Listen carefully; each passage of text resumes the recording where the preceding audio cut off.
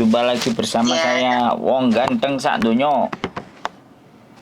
Mohon untuk tidak disebutkan nama dan identitas karena akan masuk ke konten YouTube saya. Bagaimana ini saya membantunya? Ya, ini permasalahan saya itu suami menggugat, minta pertolongan, minta solusi. Suami saya menggugat saya cerai, gitu. Terus? Gimana solusinya? Terus saya kan menggugat saya cerai itu dia saya nggak dikasih tahu saya digugat cerai itu dari tetangga suami saya ya, tetangga saya gitu.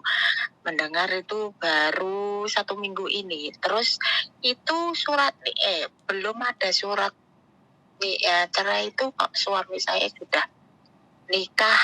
Kan pertama saya itu sama suami gimana ya, ada sedikit masalah itu suami itu selingkuh pertama. Selingkuh itu 1-2 kali sudah saya maafkan. Dia bilang katanya saya sudah berhenti bersumpah kalau saya nggak mau selingkuh lagi, minta tanda tangan ke rumahnya balai desa, hitam di atas putih. Tapi saya waktu pulang ke Hong Kong itu sudah nggak mau minta tanda tangan hitam di atas putih, sudah hilang gitu. Terus dia kembali lagi selingkuh. Selingkuh tuh sama tetangga lagi, beda orang gitu. Waktu 2016 saya cumi lagi. Dia itu ditelepon terus saya gimana, terus pikiran saya itu langsung ya, namanya seorang di sini kerja capek, di rumah terus gini ya, saya langsung marah gitu. Halo? Iya, lanjutin. Iya. Lanjutin sampai selesai. Iya, terus masalah itu lama itu sering marah gitu. Sekali seandainya ndak dikirimi uang gitu, dia marah sama saya. Itu katanya itu saya itu nggak menafkahi anak. Nafkahi anak itu bukan suami toh, kok istri yang menafkahi anak. Nah ini gugat cerai itu katanya itu saya nggak bisa ditelepon, nggak bisa dihubungi, nggak menafkahi anak. Tapi saya setiap hari itu hubungan sama anak, sama keluarga saya. Cuma saya sama suami itu nggak mau dihubungi itu karena ya selingkuh itu karena lagi, terus itu bicaranya gak enak didengar gitu. Jadi saya merasa gimana ya, kerja di sini ya capek, terus omongan ndak enak, ya lebih baik saya diam, 1000 diam, nggak pernah menjawab SMS, telepon nggak pernah angkat, miss call nggak pernah, ya intinya nggak pernah menghubungi ada 1 tahun ini. Nah ini kok menggugat cerai ya, itu alasannya kata nggak bisa dihubungi. Ya memang saya nggak mau dihubungi itu ya alasannya satu itu. Terus yang kedua itu katanya saya nggak menafkahi anak. Padahal itu nafkah anak itu bukan seorang bapaknya, seorang apa ya namanya, suami gitu. Apa ya memang menafkahi anak itu seorang ibu. Udah? Gimana ini? Sudah? Ya, sampai ceritanya sudah? Ya belum. Saya sekarang jadi menggugat suami saya. Gonogini saya selama saya di Hong Kong ini membangun apapun, rumah yang baru ini belum saya tempati, sudah jadi, belum, saya intinya belum cuti, belum menempati rumah saya yang baru ini. Jadi saya gugat gonogini saya. Gimana ini? Oke. Jadi kan dia Ya. gugat cerai dulu kan? Ya, gugat cerai dulu. Terus rumah itu sekarang siapa yang nempatin? Rumah saya ini yang nempati suami saya sekarang kan sudah nikah. Belum ada surat cerai dari pengadilan itu sudah nikah. Katanya nikah siri. Tapi nikah itu, gugat cerai itu keluarga saya nggak ada yang dikasih tahu. Ada gimana Mbak, saya ini ibunya ini nggak bisa dihubungi, nggak pernah. Jadi itu menggugat cerai itu langsung ke pengadilan bukan minta surat ke balai desa. Terus surat cerainya udah keluar apa belum? Belum. Barusan. Baru 2 minggu ini menggugat cerai, tapi belum ada surat turun itu suami saya sudah nikah siri. Oke. Sekarang saya permasalahkan, Samen memang sudah memang pengen dicerai atau Samen sepakat nggak Samen dicerai? Setuju apa tidak? Saya kalau dicerai sudah nggak permasalahkan. Soalnya suami saya itu sudah menalak saya banyak kali lah. Terakhir kemarin itu bulan berapa sudah saya tahu-tahu dikirimi surat nikah, saya suruh cari surat janda online gitu. Ada itu kiriman dari WA-nya dia, semua ndak saya hapus. Cuma saya nggak mau membukanya. Soalnya kalau dibuka itu kepala saya pening. Bukannya dia bikin saya semangat kerja nggak? Dia malah marah-marah sama saya. Ya ini gitu. Jadi saya nggak mau buka WA-nya dia. Oke, sudah ganti saya ngomong. Ya. Ya biarkan dia cerai dan gugat dulu. Nanti setelah surat gugatan cerainya muncul, baru Samen gugat gonogini. Ya. Karena kalau sampean gugat gonogini dari sekarang, kan cerai aja belum. Iya. Kan gonogini itu diurus setelah cerainya kelar. Oke teman-teman. Jadi dipanggil sama majikannya terus tiba-tiba pergi. Jadi ini bingung dia untuk menggugat gonogini.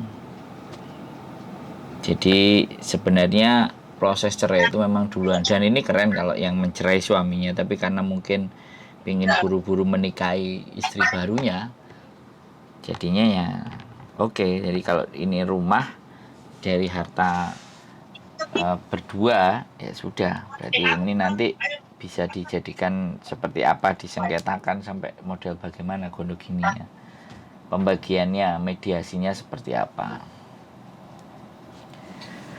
Gak ada masalah ini, buat sekolahnya nggak terlalu pusing. Cuman istrinya ini yang di Hong Kong yang kepikiran hartanya. Nah karena anaknya harusnya ada di situ. Yang aku heran, kan harusnya ditinggalnya sama anaknya. Dan kita tidak jelas. Makanya kita lihat yang namanya jam-jam segini ini, jam-jamnya lagi mereka mungkin sibuk, lagi nyupir. Jadi kalau sibuk nyupir ya sudah. Jadi seperti itu ya teman-teman. Pokoknya banyak banget kasus-kasus. Nanti kita tanya ibunya bagaimana, apakah mau diurus pengacara atau mau diurus sendiri dia pulang gugatnya. Nah tinggal kita dengerin apa yang dia mau. Seperti itu teman-teman. Tapi kak tak tunggu kok gak muncul-muncul ibu ya kita ngomong aja. Oke, berarti teman-teman semuanya kalau yang mencerai itu laki-laki itu ya memang sebenarnya oke. Tapi kadang-kadang laki-lakinya nggak mau menceraikan, nggak mau bayar, yang bayar istrinya. Terus dia dicerai juga nggak mau. Yang banyak kasus itu kayak gitu. Aku heran gitu loh. Sebagai laki-laki kan ya sudah gitu loh. Kalau nggak dimaui sama istrinya kan ya sudah selesai. Kenapa kok bingung? Akhir-akhir ini ada yang banyak bertanya tentang cerai-cerai. Luar biasa ya ini perceraian. Nah ini belum lagi diangkat, masih nggak tahu orangnya di mana, mungkin disuruh majikannya nyebui atau apa. Saya cuma ingin menyampaikan bahwa sebenarnya persoalan di Hong Kong itu kalau dipikirkan ya, faktornya ada dari karena ke Hong Kong itu meninggalkan keluarga, masalah bisa dari keluarga yang di Indonesia. Yang kedua, masalah dari majikan. Nah, biasanya ini balance. Kalau ada masalah dari majikan, keluarganya mensupport.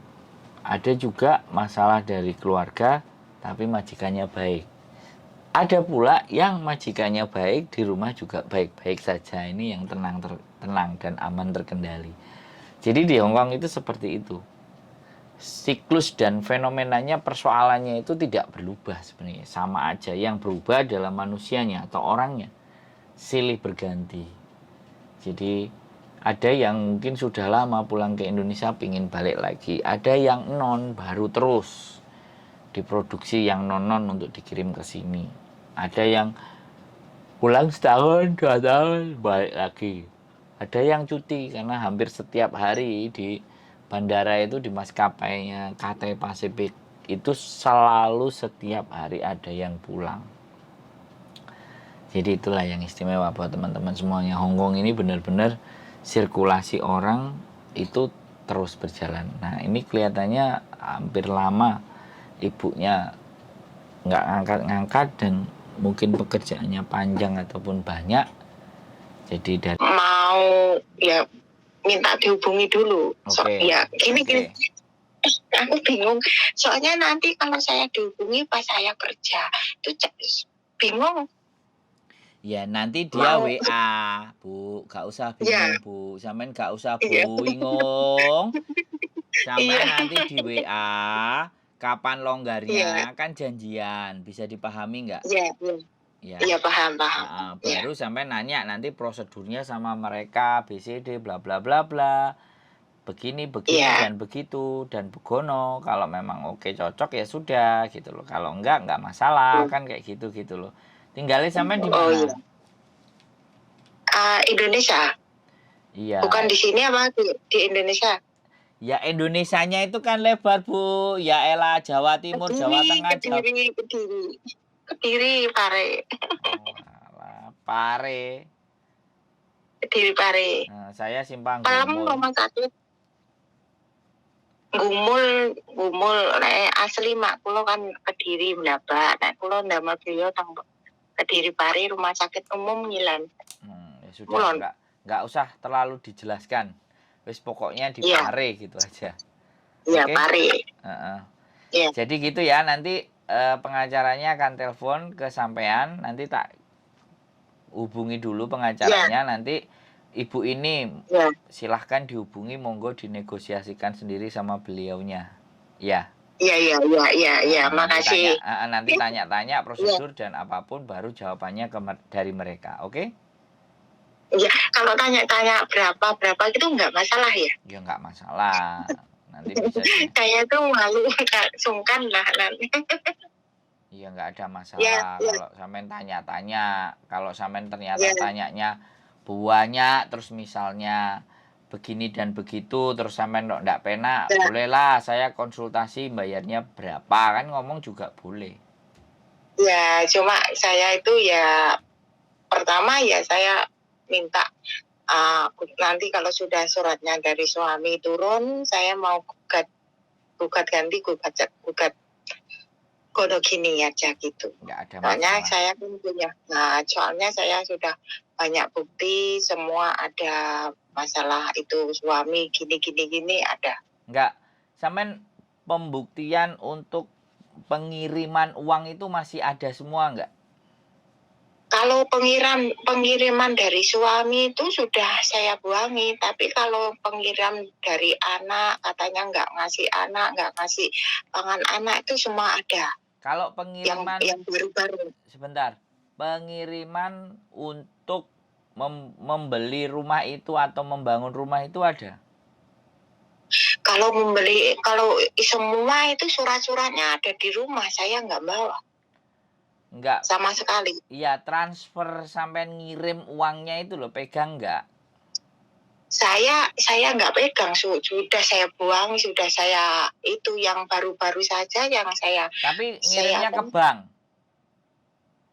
Kalau ke suami itu 1 tahun ini aku sudah memang nggak ngasih apa-apa. Bu. Cuma kalau ke anak itu tetap. Bu, sampean dengerin saya ngomong. Waktu Iya. bangun rumah,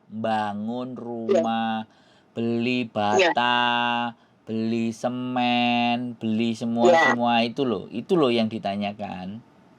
Semua itu suratnya ada di rumah.